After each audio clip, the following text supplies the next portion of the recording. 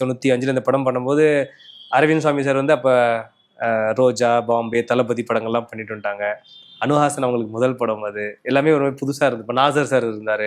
எப்படி இருந்துச்சு சினிமா? எப்படி இருந்துச்சு உங்களுக்கு நடிக்கும்போது? ஒரு ஒரு இடைவெளிக்கு அப்புறம் நடிச்சது. நடிக்கும்போது சும்மா நடித்தேன். ஆனால் என்ன எல்லா கவலை எல்லாம் என்ன பொண்ணு பொண்ணு மேல வீட்டு இருந்துச்சு. அந்த மாதிரி அங்கேயும் அவ்வளோ பீஸ் இருக்குல்ல. என் பொண்ணு தான் எப்போ பார்த்தாலும் ஐயோ வீட்டுக்கு போகணும் அப்படி இருந்தது எனக்கு. அதுக்கப்புறம் ஏன் நடிக்கல தமிழ்ல நீங்க? அதுக்கப்புறமா ஒரு சீரியல் பண்ணேன்னு சொன்னீங்க, மகேந்திரன் சாரோட சீரியல். அதே எனக்கு அந்த பொண்ணு விட்டுட்டு போகிறதுக்கு ரொம்ப கஷ்டமா இருந்தது.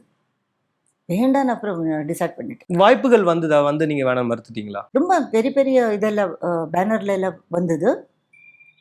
ஆனால் ப்ரொடக்ஷன் மேனேஜர் எல்லாம் காண்டாக்ட் பண்ணாங்க. நீங்க மொத்தமா பண்ணதே ஒரு ஒரு 10 படங்கள் பண்ணியிருப்பீங்களா? Totally 10 films. 10 ஃபிலிம்ஸ் இல்லைங்களா? அதிகபட்சம் அந்த ஒரு 4 வருடம். அப்புறம் இடைவெளி விட்டு ஒரு 2 படம் பண்ணீங்க. மலையாள படம், தமிழ் படம் பண்ணீங்க. ஆனா இன்னும் தமிழ் மக்கள் வந்து உங்களை ஞாபகம் வச்சிருக்கிறாங்க. உதிரி பூக்கள் அஸ்வினி அப்படின்றது வந்து எல்லாரும் மனசுலயுமே இருக்கு. இந்த அளவுக்கு மக்களோட அன்பு நீங்க எப்படி பாக்குறீங்க? நான் ரொம்ப கிரேட்ஃபுல்லாக இருக்கேன் எல்லாருக்கும்.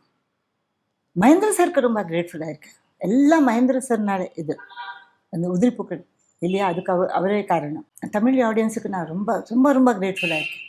இப்போ எங்கே மீட் பண்ணால் எவ்வளோ எஃபெக்ஷன் கொடுக்குறாங்கன்னு நான் இல்லை என்ன சொல்லணுன்னு எனக்கு தெரியாது. அவ்வளோ கிரேட்ஃபுல்லாக இருக்கேன் நான்.